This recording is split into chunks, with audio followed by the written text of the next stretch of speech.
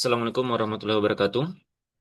Baik, pada kesempatan ini kita akan membahas tentang transformasi Fourier.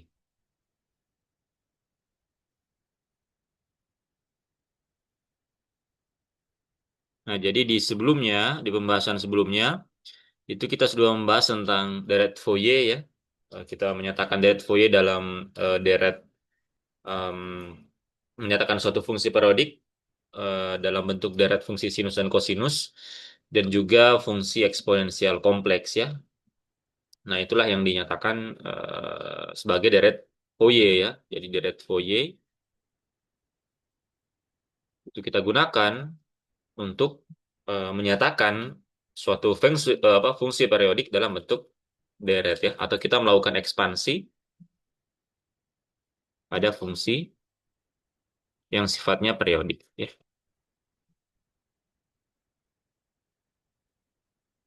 Nah, sekarang pertanyaannya bagaimana dengan fungsi yang non periodik ya? Bagaimana dengan fungsi yang non periodik? Atau kita tidak ketahui periodenya berapa ya? Nah, maka kita bisa menganggap bahwa fungsi non periodik ini itu sebenarnya merupakan fungsi yang periodik dengan periode yang tak hingga ya. Jadi periodenya tak hingga. Jadi kita bisa menganggap bahwa fungsi non periodik ini sebagai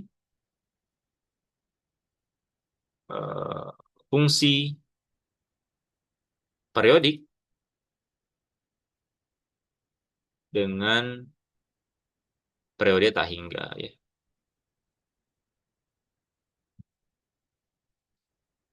Nah, bagaimana caranya? Nah, disinilah kita lakukan yang namanya transformasi Fourier ya. Jadi bedanya kalau fungsi yang periodik kita bisa nyatakan dalam deret Fourier, maka fungsi yang non periodik kita menganggapnya sebagai fungsi dengan periode tak hingga, dan kita lakukan transformasi Fourier kepadanya ya. Nah, sebenarnya idenya mirip dengan apa yang sudah kita pelajari di pembahasan-pembahasan sebelumnya. Kalau kalian ingat di pembahasan mengenai transformasi Laplace ya. Jadi sama, transformasi Fourier juga melibatkan transformasi integral ya. Jadi dia merupakan salah satu bentuk transformasi integral, tapi dengan tentunya dengan faktor integral yang berbeda ya, karena memiliki tujuan tujuan yang berbeda. Tapi idenya sama ya. Jadi kita ingin melakukan transformasi pada suatu fungsi pada domain yang satu, domain tertentu, kita transformasi, lakukan transformasi Fourier menjadi suatu fungsi pada domain yang berbeda ya. Misalkan saja kita punya fungsi waktu ya. Nah, kita ingin lakukan transformasi menjadi fungsi yang lain dengan domain frekuensi ya. Jadi umumnya transformasi Fourier digunakan untuk transformasi bentuk fungsi dengan domain waktu menuju ke domain frekuensi. Apakah bisa domain yang lain atau fungsi variabel yang lain? Bisa ya, tentu saja bisa, bebas. Tapi tetap mengikuti transformasi integral yang sesuai dengan transformasi Fourier ya. Begitu juga yang berlaku pada transformasi Laplace ya. Nah, bagaimana bentuk transformasinya ya? Jadi misalkan kita punya suatu fungsi ft ya, fungsi waktu, kita ingin lakukan transformasi Fourier kepadanya. Biasanya kita tuliskan seperti ini ya. F besar ya dari ft ini akan menghasilkan fungsi yang baru dalam domain yang baru ya. Nah, tadi kita sudah tentukan misalkan fungsi G, di mana G ini merupakan fungsi dari frekuensi, di mana ini itu sama dengan seperdua pi dari integral minus tak hingga sampai tak hingga dari Ft dikali dengan E berpangkat minus I omega T d omega ya. Jadi kalau kita perhatikan sebenarnya mirip juga dengan transformasi Laplace ya. Cuma di sini faktor integralnya itu berbeda ya. Kalau kalian ingat di transformasi Laplace, dia eksponensialnya bukan eksponensial kompleks ya, tapi merupakan eksponensial biasa ya. Nah, kemudian inverse dari transformasi Fourier ini itu bisa biasa kita tuliskan sebagai F min 1 dari G omega. Itu sama dengan akan menghasilkan Ft ya, di mana ini sama dengan integral dari minus tak hingga sampai tak hingga G omega berpangkat I omega D eh, dt ya seperti ini. Nah, jadi ini biasa disebut sebagai pasangan transformasi Fourier ya.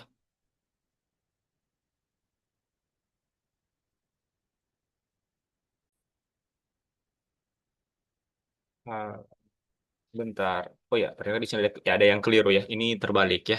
Ini harusnya di sini dt, di sini d omega ya seperti itu. Nah, sebenarnya kalau kita perhatikan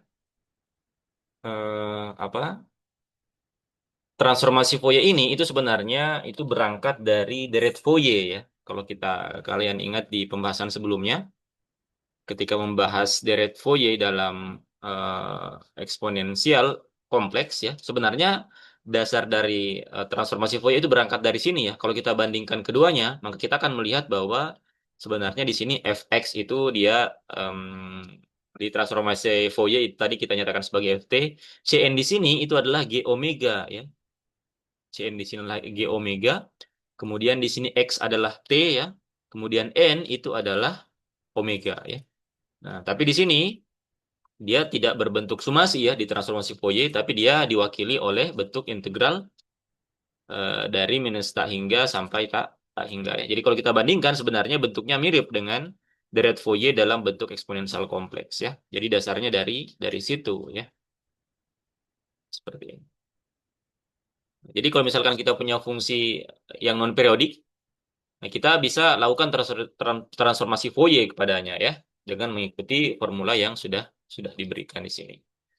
Nah, misalkan kita langsung masuk ke contoh ya. Kita masuk ke satu contoh. Misalkan kita punya suatu fungsi yang sifatnya non-periodik.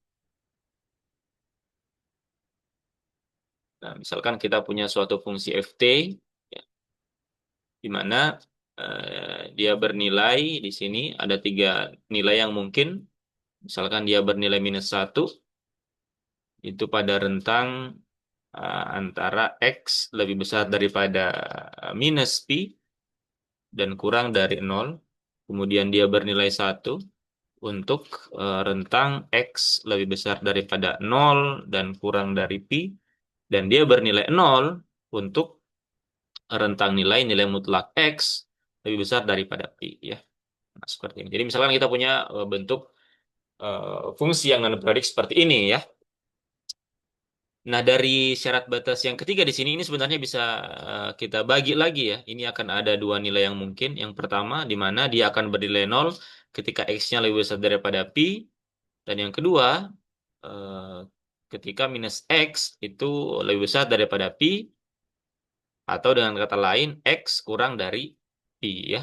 Nah, sehingga kalau kita gambarkan, kita coba plot dia. Misalkan ini seperti ini ya. Kemudian kita ambil di sini misalkan di sini adalah satu ya, kemudian di sini adalah minus satu, kemudian di sini adalah minus pi, kemudian di sini adalah pi. Nah, kita bisa lihat di sini ya, untuk yang rentang antara minus pi sampai nol, dia bernilai minus satu ya. Berarti di sini ya, dia bernilai minus satu antara minus pi sampai pi ya, seperti ini. Kemudian dia bernilai satu untuk nol sampai pi, berarti di sini.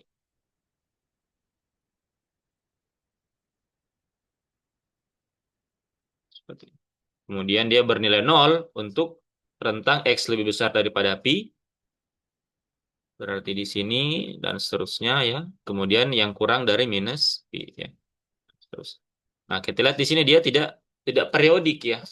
Kita tidak tahu di mana dia akan mengulangi pola seperti ini ya. Sehingga kita mengambil kesimpulan bahwa kita menganggap bahwa fungsi ini merupakan fungsi yang periodik dengan periode yang tak hingga. Kita tidak tahu nilai eksplisitnya seperti apa. Nah, selanjutnya tinggal kita lakukan transformasi Fourier padanya ya. Kita lakukan transformasi Fourier pada transformasi Fourier pada FT ya. Nah, tinggal kita gunakan formula yang di atas ya. Berarti kita gunakan ini ya. Kita ingin mencari fungsi G yang merupakan fungsi dari frekuensi omega yang merupakan transformasi dari FT itu sendiri. Nah, kita tinggal tuliskan di sini, maka kita akan dapatkan G omega itu sama dengan 1/2 pi integral dari minus tak hingga sampai tak hingga. Nah, kita tuliskan dulu formulanya Ft E berpangkat minus I omega T dt seperti ini. Nah, sekarang karena di sini kita lihat di sini ada berapa? Ada 3 kemungkinan nilai dari Ft bergantung dari rentangnya, maka tentu saja integralnya juga kita harus pisahkan ya sesuai dengan rentang yang ditentukan di soal tersebut ya. Misalkan Ft-nya bernilai -1 untuk rentang dari minus pi sampai 0 ya. Dia bernilai 1 untuk 0 sampai pi. Kemudian di sini dia akan bernilai 0 untuk minus tak hingga sampai minus pi dan juga bernilai 0 untuk pi sampai menuju tak hingga ya. Nah, kita akan bisa membagi 4 ya. Ada 4 suku integral yang bisa kita pecah dari integral dari transformasi Fourier ini. Nah, kita bisa jabarkan dia menjadi 1/2 pi. Integral yang pertama itu antara minus tak hingga sampai minus pi ya, di mana ft-nya bernilai 0. Berarti bisa kita tuliskan di sini ini menjadi minus tak hingga sampai minus pi 0 e berpangkat minus i omega t dt. Kemudian rentang yang kedua itu antara minus pi sampai 0. Nah, di sini dia bernilai minus minus 1 ya, e berpangkat minus i omega t dt. Kemudian ditambah rentang 0 sampai pi. 0 sampai pi dia bernilai ft-nya bernilai 1 ya, e berpangkat minus i omega t dt. Kemudian yang terakhir integral dari pi menuju sampai tak hingga ya. Dia bernilai 0 ya, omega t.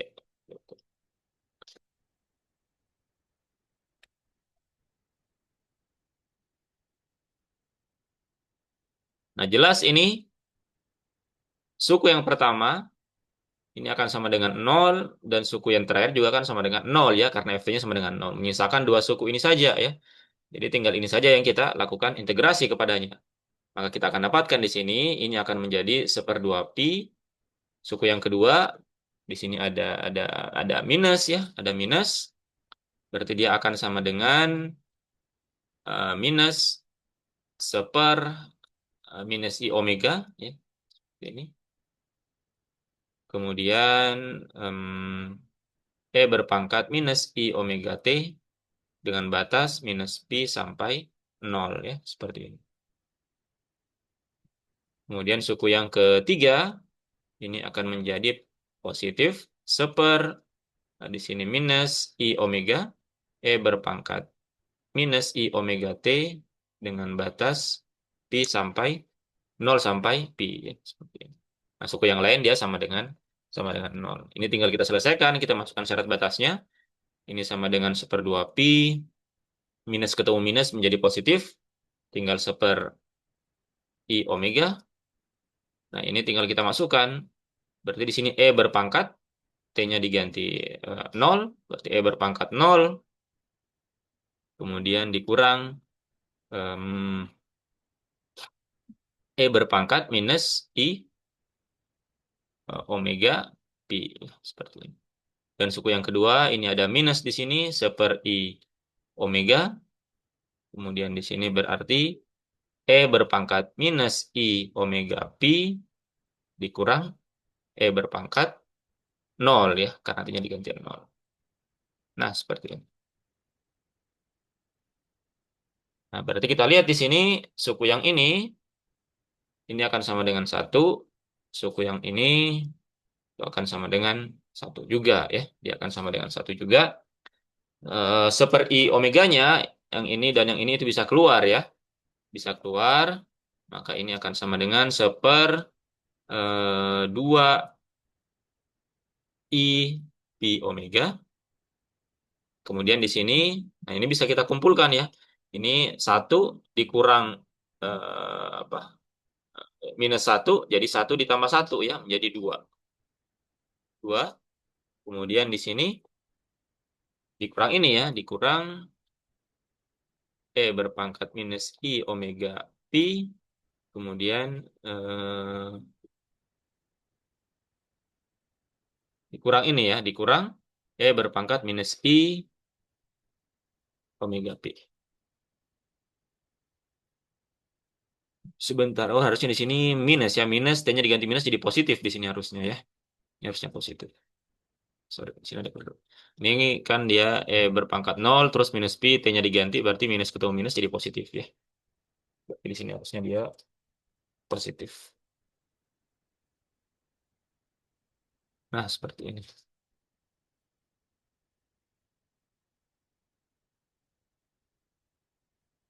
Nah, ini bisa kita sederhanakan. Misalkan duanya kita kalikan masuk ya, maka duanya kita masukkan ke dalam kurung siku. Ini akan menjadi 1 I pi omega.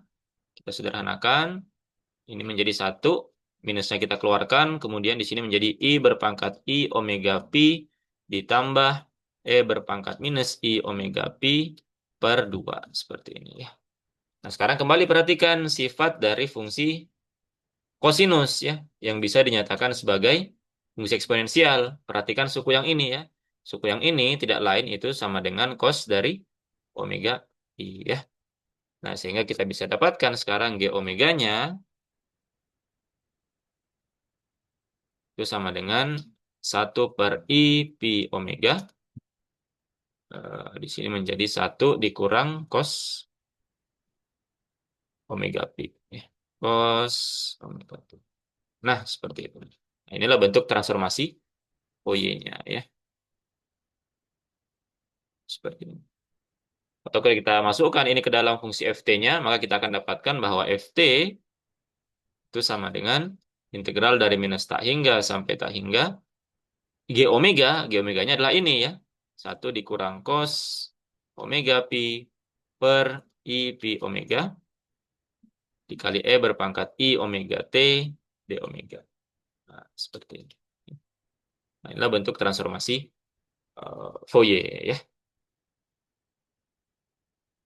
Demikianlah pembahasan untuk transformasi Fourier yang sebenarnya merupakan pengembangan dari deret Fourier yang telah kita pelajari sebelumnya.